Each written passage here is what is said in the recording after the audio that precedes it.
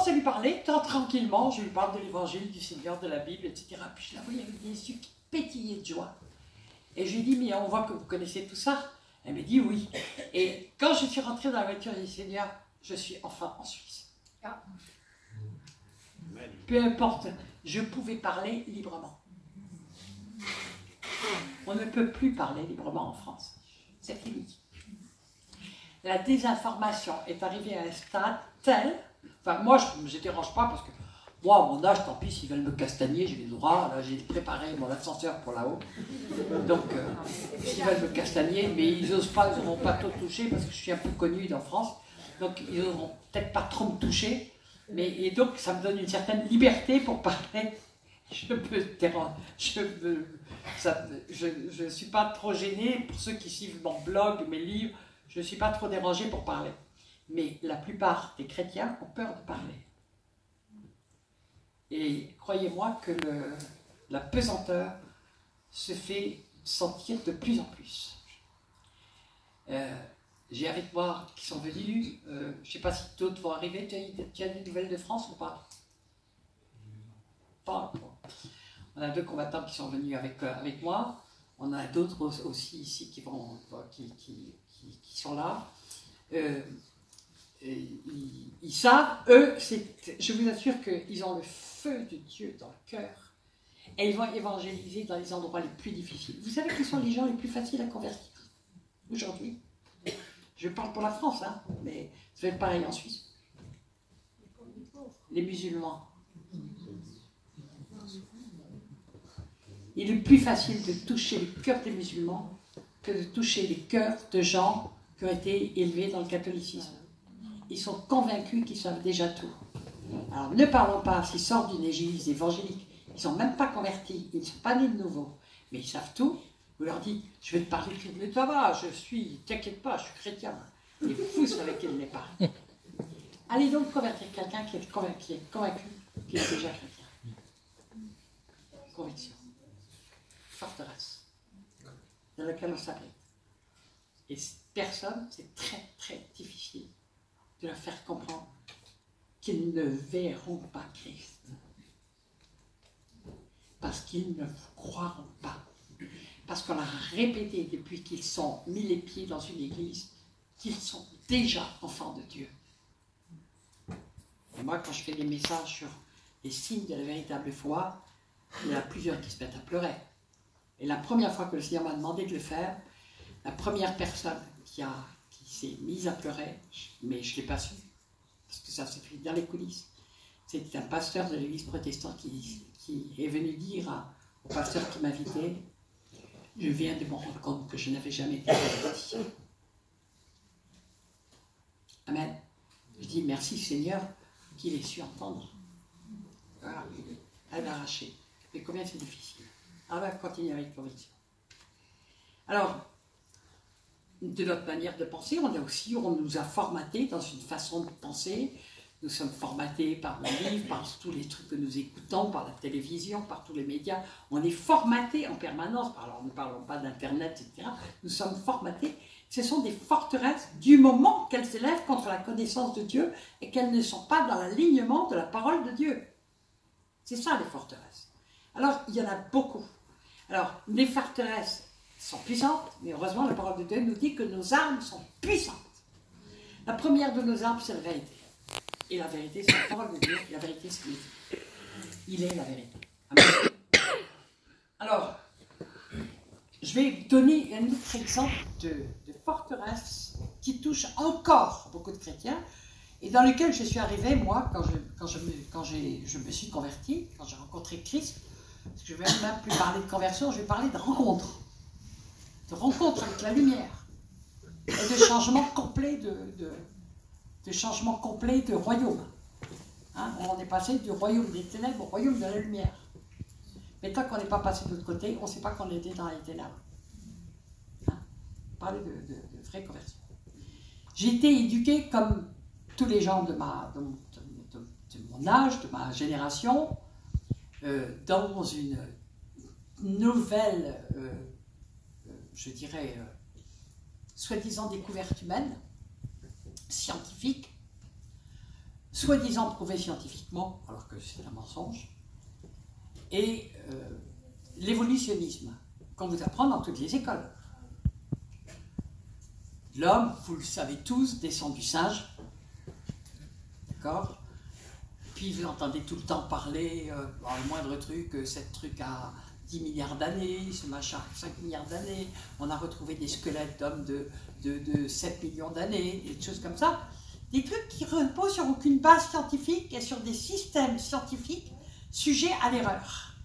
Hein, et puis d'ailleurs, ça varie de l'un à l'autre. On a ce squelette, il a au moins 500 000 ans, et pour l'autre, il a au moins 7 milliards d'années. Alors chercher l'erreur, il y a une petite erreur de calculette. Là. Alors, moi, j'y ai cru. Je dévorais Teilhard de Chardin. Ouais, c'est génial. On est parti du singe et on va arriver à... On va monter, tout le temps plus monter, on va devenir de plus en plus intelligent. Vous savez qui a dit ça en premier? Vous serez comme des dieux. C'est Satan. Ézéchiel 28. Donc c'est en Genèse. Donc toujours faire croire à l'homme qu'il peut, en se passant des dieux, qu'il va se devenir de plus en plus intelligent, etc. Et vous voyez que l'homme fait de plus en plus de découvertes, c'est époustouflant.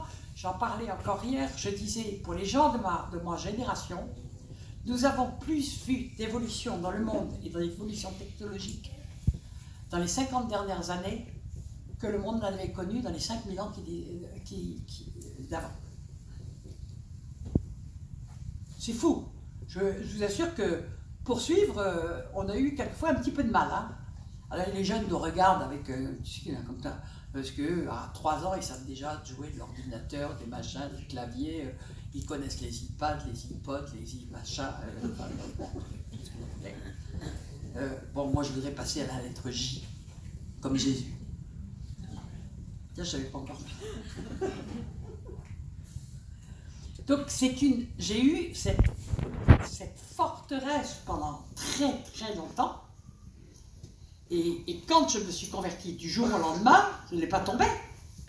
Les yeux ne se décident pas comme ça. On a des convictions.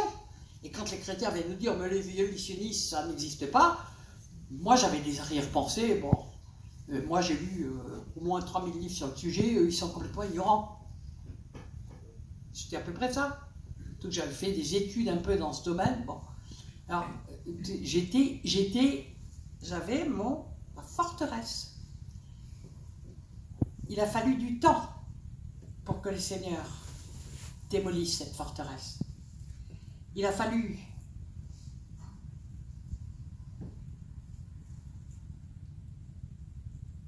plus de 10 ans peut-être pour que je commence à comprendre qui était Dieu et que Dieu pouvait prendre de la terre du sol, en faire un homme, souffler dedans une âme vivante et son esprit et créer une créature que le monde n'avait jamais connue auparavant. Peut-être que le monde, vous savez, puis après, Dieu ne nous a pas pris pour des gens stupides.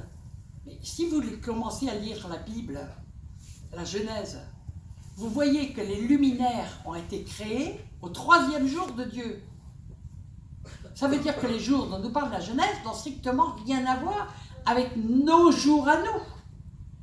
D'accord ? Les luminaires, nos jours, dépendent d'un luminaire qui s'appelle le Soleil, la Terre tourne autour, mais il y a des milliards de galaxies. Donc on ne nous parle pas de ces jours. Les jours de Dieu, les cieux des cieux ne peuvent le contenir. Et lui-même l'a dit dans la parole, pour Dieu, 1000 ans sont comme un jour, ou bien comme un quart de veille. Je veux dire, relativité. Celui qui a inventé la relativité des temps, c'est pas Einstein, il a fait que la découvrir. Mais celui qui l'a inventé, c'est Dieu. Ok? Est-ce que vous savez que l'éternité, c'est un non-temps? C'est un non-temps, l'éternité. C'est pas un truc... Nous sommes, par notre formation grecque, des linéaires. A plus B plus C plus D plus E plus F. On marche de manière linéaire. Si vous savez lire la Bible comme Dieu a préparé les Juifs pour qu'il leur confiait ces écritures, ils ont une pensée circulaire et globale. Il leur fallait une pensée circulaire et globale pour exprimer ce que Dieu voulait leur dire. Nous, on marche avec la pensée grecque linéaire.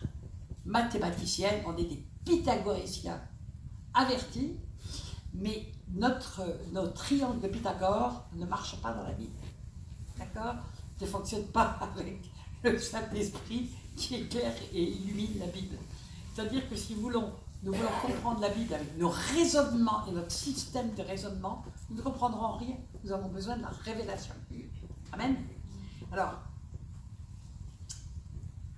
je vais parler de plusieurs choses, mais je vais vous parler d'un formatage.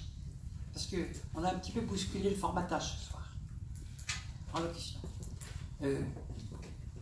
Formatage que nous avons presque tous, dont il nous est très difficile de sortir. Mais Dieu va tout bousculer. Il y a un moment donné, il va tout bousculer, je ne sais pas quand. Parce qu'il va ramener les choses dans leur racine. Qu'est-ce que c'est qu'un culte pour un chrétien normal? Ça commence, on vient s'asseoir, on fait des bisous. Ou on arrive un peu plus tard si on est flemmard ou si on n'a pas envie de faire des bisous. Puis on commence par de la louange, donc c'est fait pour réveiller les chrétiens qui n'étaient pas encore endormis.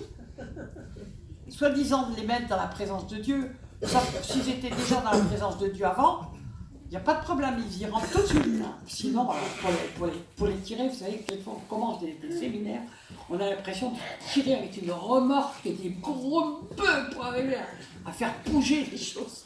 Parce que tout le monde est arrivé chargé, fatigué, plein de tête, plein de problèmes, etc. Donc on a organisé un temps de louange pour que tout le monde ait le temps de déposer un petit peu ses pensées, ses machins, de se mettre devant Dieu. Bon, alors trouvez-moi dans la Bible un seul enseignement de Jésus qui commençait par de la louange. Vous avez trouvé? Trouvez-moi dans la Bible un seul enseignement des apôtres qui commençait par un temps de louange.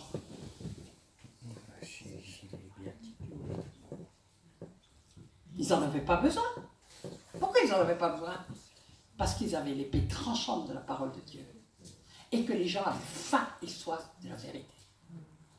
Si vous arrivez avec faim et soif de la vérité, faim et soif de recevoir une révélation de Dieu, de recevoir cette chose magnifique, excusez-moi, mais je vais vous parler de la Bible, mais est-ce que vous vous rendez compte que le trésor le plus précieux qui existe dans le monde, c'est la parole de Dieu? Qu'aujourd'hui, c'est notre seul repère de la vérité. Dans un monde où le mensonge règne de plus en plus, les ténèbres deviennent de plus en plus opaques. Le mensonge règne partout. La parole de Dieu, comme un flambeau dans le monde, flamme. Et Dieu a veille sur sa parole, veille sur sa parole, veille sur sa parole, pour qu'elle puisse se répandre partout, toucher les uns les autres. Ils se servent même d'Internet, ils se servent de tout. Tous nos gadgets, ils se sont servir. Amen. On peut se servir de toutes ces choses-là. Et cette parole va être supprimée. Elle commence à l'être, elle commence à être changée. C'est très doux, c'est fait très subrepticement. Vous avez, là par exemple, je prends tout de suite dans la seconde 21. La seconde 21 a déjà supprimé les mots iniquité, plusieurs mots comme ça. Donc plus du tout le même. Ils sont supprimés carrément. Oh, c'est des mots anciens. Non, c'était des mots qui avaient des sens très précis. C'était tout ce qui s'écartait de la parole de Dieu. Supprimé. Des bibles sortent, on ne parle plus d'homosexuels. Pas politiquement correct. Donc ils vont donner des circonvolutions verbales qui quelquefois n'ont rien à voir pour le mettre à la place. On change la parole de Dieu. Il n'y a pas longtemps, le pape a changé le Notre Père. Oh, ça n'a pas l'air différent. Ça n'a pas l'air différent. Mais qui est donc cet homme pour oser changer la parole de Dieu?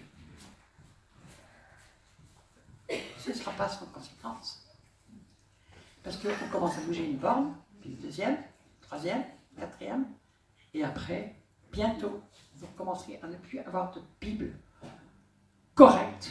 Bon, toutes les Bibles ont des erreurs, ont des mauvaises interprétations, des petites choses, mais pratiquement toutes celles qu'on connaît classiques, Dieu se révèle à ceux qui veulent les lire, Dieu parle à travers sa parole, Dieu nous interpelle, Dieu nous vraiment nous transformer, nous laver par l'eau de la parole, laver justement ces idées, ces forteresses, etc. Ces forteresses auxquelles on résiste. Et la parole de Dieu, elle est puissante hein, pour laver les forteresses. Quand vous lisez 36 fois des trucs qui vous disent que Dieu a créé l'homme en un jour, d'une manière parfaite, et que c'était très bon, ben, votre forteresse évolutionniste, elle va commencer à prendre des petits morceaux. Au départ, il y a des petits morceaux qui vont partir, et puis un jour, ce sera comme Jéricho. Oh! Mais non, si Dieu a dit ça, c'est que c'est la vérité. Point final. Amen.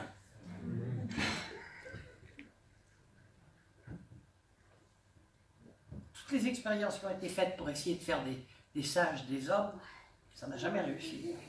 Ok. Alors, je regarde parce que j'ai beaucoup de choses à partager avec vous. Je vais peut-être faire des choix. J'ai beaucoup de choses sur le cœur et notamment deux choses.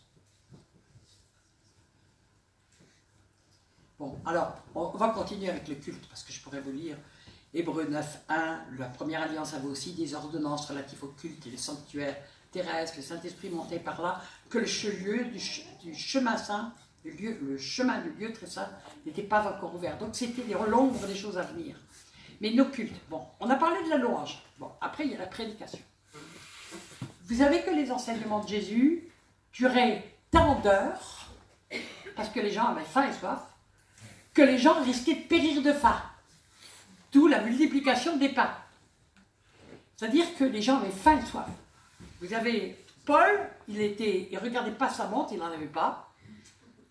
Et il disait pas, voilà, une bonne prédication, moi ce que je me suis entendu dire hein, très souvent, bon, au début quand j'allais dans les églises, une bonne prédication, 50 minutes, c'est bien. C'est ce que les gens peuvent supporter. Ah bon, moi j'ai cru, on me disait, des gens très bien me disaient ça, et j'ai dit, bon, bah, les chrétiens ne peuvent pas supporter plus de 50 minutes de prédication. Puis, un jour, c'est arrivé comme ça, j'étais dans une église, puis j'étais en train de parler d'un sujet qui me tenait à cœur, puis j'avais le feu de Dieu pour parler, j'étais dans une église, je ne sais pas, quelque part dans le nord de Paris, la banlieue parisienne, puis je parlais, puis j'ai le feu de Dieu. Et puis, tout d'un coup, je regarde ma montre, et je suis épouvantée en m'apercevant que ça faisait 1h30 que je parlais. Et je m'arrête, et je dis, pardon, je vous demande pardon d'avoir de ne pas vous parler depuis 1h30. Mais j'aurais dû arrêter depuis longtemps, parce que c'est pas normal que je vous parle aussi longtemps. Je vous demande pardon, je vais arrêter dans 2-3 phrases et je termine. Et puis les continue. Ils en voulaient. Alors je me dis, il y a quand même quelque chose. Si les gens ne supportent que 50 minutes de prédication, c'est que ce qu'on leur dit ne les intéresse pas. Ils font ça par devoir religieux. Puis ils vont sortir en disant, oh, qu'est-ce qu'il a bien parlé le pasteur aujourd'hui. Ouais. Ah bon, qu'est-ce qu'il a dit? Je ne sais plus trop. La parole n'a pas pénétré. Et les gens s'ennuient, qui se mettent à bailler. Alors le pasteur regarde sa montre et dit, ah là là, 49 minutes, 5. C'est normal qu'il commence à bailler. Je caricature, je fais exprès. Quand on veut bien montrer un bon portrait, on caricature. Mais on exagère un tas de choses. C'est pas du tout de la méchanceté de ma part. Nous avons tous marché, fonctionné comme ça. Et puis, je suis allée regarder dans la Bible. Et je me suis aperçue que Jésus parlait des heures et des heures et des heures. Et les gens venaient pour l'écouter. Pas pour entendre de la louange, pas pour entendre de la musique, pas pour entendre... Ils venaient pour écouter la parole de Dieu. Ils avaient faim de cette parole. Il faut prier pour avoir des prédicateurs puissants. Il y en a eu de tout temps. Il n'avait pas d'heure pour parler. Paul, il parle un soir. Il y a un jeune homme qui s'appelle Eutychus, qui est sur le bord de la fenêtre, parce que ça devait être bourré à craquer. Donc le jeune, il s'était mis sur le bord de la fenêtre par politesse pour laisser le siège aux autres. Et puis il nous est dit qu'il a fini par s'endormir parce que la prédication de Paul avait duré des heures. Des heures, il s'était endormi, il est tombé mort. Mais il avait tellement faim et soif de la parole de Dieu que Dieu ne l'a pas laissé mourir. Hein. Vous vous souvenez de la suite, il a été ressuscité par Paul qui a dit « Oh, son âme est en lui, ne vous inquiétez pas ». Et il l'a ramené à la vie. Donc c'est pour vous dire que nous n'avons pas d'exemple dans la Bible de l'imitation de la prédication et de l'enseignement. Et plus un enseignement sera puissant, plus une prédication touchera le cœur des gens, plus elle n'a pas à compter les minutes ni les secondes. Ça n'a pas d'importance. Ce qui est important, c'est ce qui va se passer dans le cœur des gens. Amen. Ça, c'est pour le deuxième plan de nos cultes. Bien organisé, orchestré, avec un timing absolument formidable. Il faut commencer à 10h moins le quart, que les chanteurs soient là, pour qu'à 10h, tout le monde soit prêt. Et puis, il faut lâcher tout le monde à 12h30, parce que le pâtissier d'en face ferme les portes à 12h30, et qu'on ne pourra même pas amener le gâteau du dimanche à la famille. Bon, j'aime bien me moquer un peu, faire comprendre des choses. Mais c'est un peu ça. Moi, je me souviens de mes messes quand j'étais catholique, ou peu petite. On attendait la fin de la fin. Bon, ça durait. Le tout tenait en 1 heure. Hein. Vous faisiez du clair comme ça, avec tout en heure, parce qu'on s'était aperçu que les gens ne voulaient pas plus d'1 heure.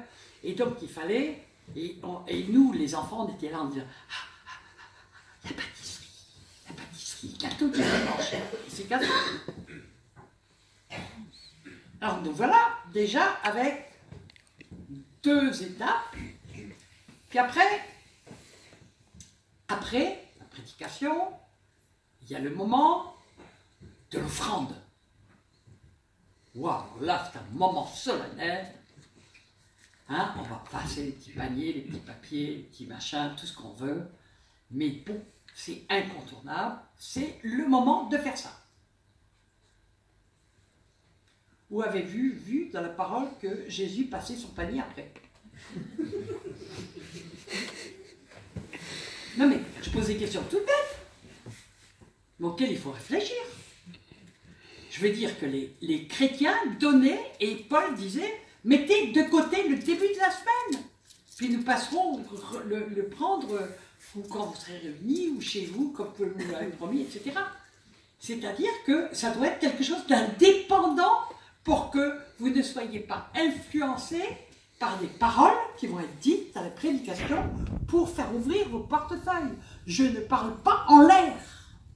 J'ai des gens très connus dans le monde chrétien qui m'ont expliqué les phrases qu'ils savaient mettre dans leur prédication pour faire donner 3 fois, ou 4 fois, ou 5 fois, ou 10 fois plus.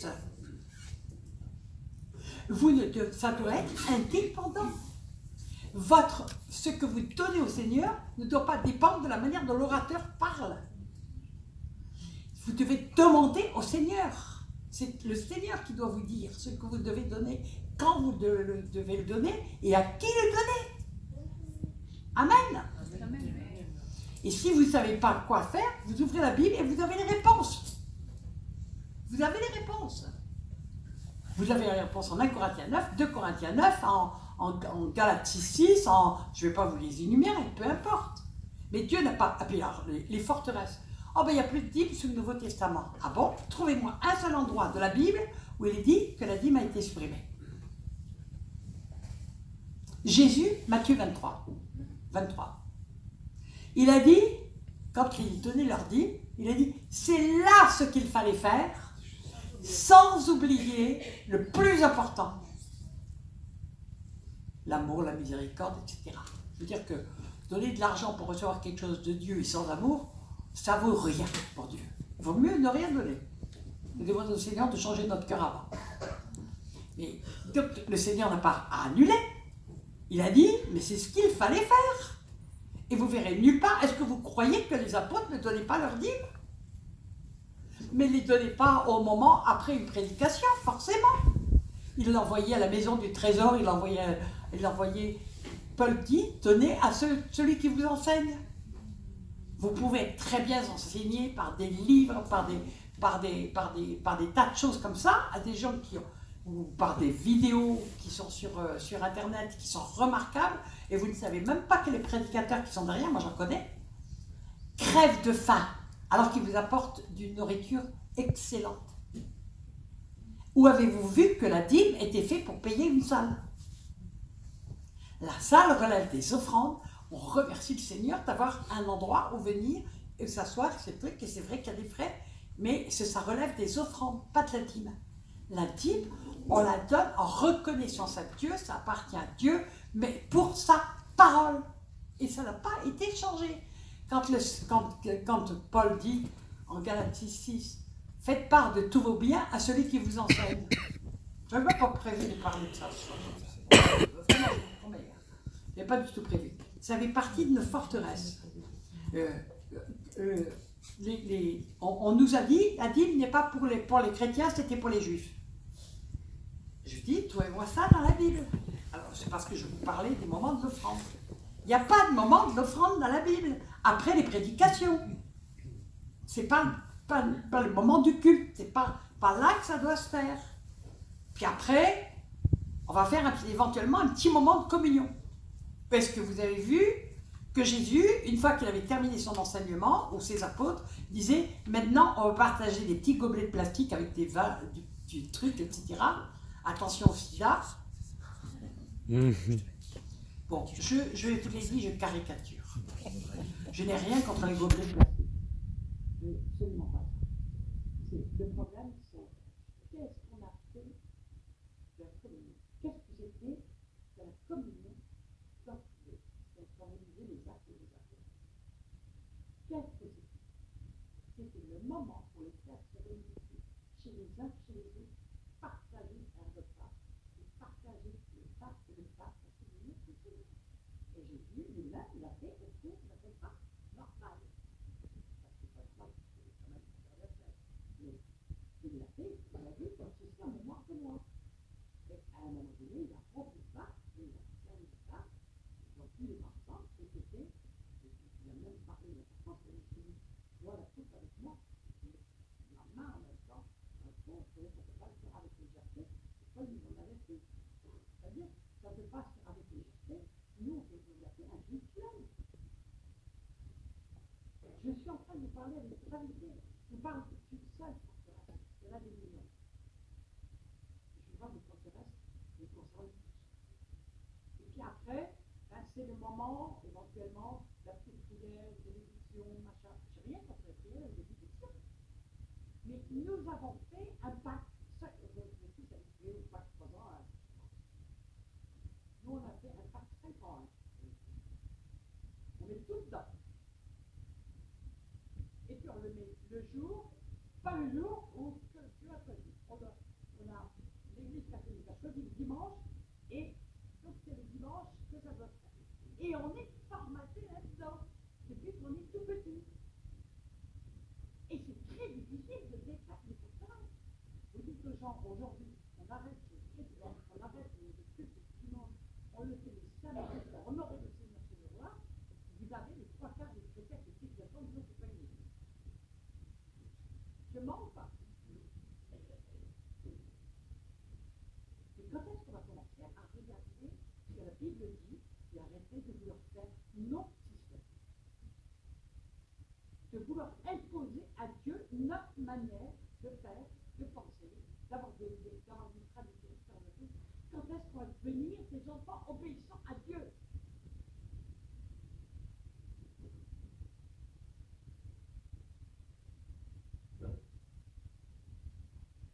Puisqu'il est notre Père, ce qu'il veut, c'est notre bien. Si vous dites à votre enfant, ne touche pas à ça, est-ce que c'est pour l'embêter ou est-ce que c'est pour son bien? C'est ça comme ça. Est-ce que c'est pour l'enseigner ou pour le mettre dans un piège? Et notre Père est parfait.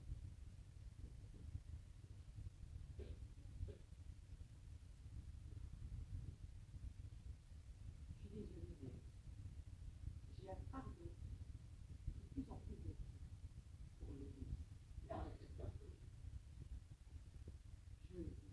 Le Seigneur m'a montré à plusieurs reprises que quand Jésus a dit il y a beaucoup d'appeler les deux églises, le Seigneur m'a montré que nos églises étaient peuplées à 3%, 95% de gens qui ne sont pas chrétiens. C'est-à-dire cette église d'un cri de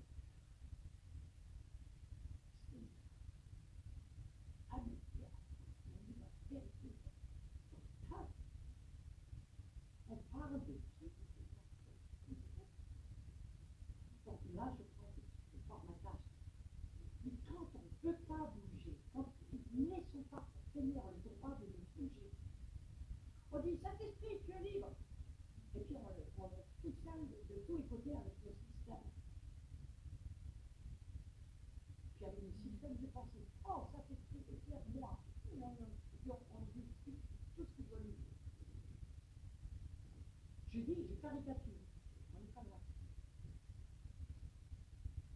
J'ai un gros pardon parce que je sais aujourd'hui, je l'ai dit, les larmes au cœur, je sais aujourd'hui que beaucoup de ceux à qui on a pu croire qu'ils étaient chrétiens ne le sont pas aux yeux de Dieu, qui passent pour être vivants et tueurs. Et c'est au fruit qu'on le voit. C'est un manque de puissance, c'est un absence de don spirituel, c'est un absence d'engagement. C'est parce que quand Dieu lève un disciple, il l'envoie. Nous ne sommes pas de ce monde. Nous sommes des étrangers et voyageurs dans ce monde. Nous sommes simplement dans la main de Dieu qui nous met dans les lieux, les endroits qui nous envoient, là où il veut nous envoyer, parce que c'est là qu'on va porter du fruit. Et nous voulons toujours imposer à Dieu ce que nous pensons être juste. Et ce qui nous convient. Eh bien, aux yeux de Dieu, ça ne fait pas des disciples, ça fait des rebelles. Je n'avais pas du tout prévu de vous parler comme ça ce soir. Je me sens poussé par le Saint-Esprit. De dire ça suffit. Ça suffit. Parce que de grands jugements arrivent sur le monde. De grands jugements arrivent sur l'Église. Ils ont déjà commencé. Il va bien falloir faire un choix. Lui, il parlait tout à l'heure du choix entre Israël et le monde. Mais il va falloir faire le choix dans nos vies personnelles entre être disciple de Christ ou être un chrétien de l'eau.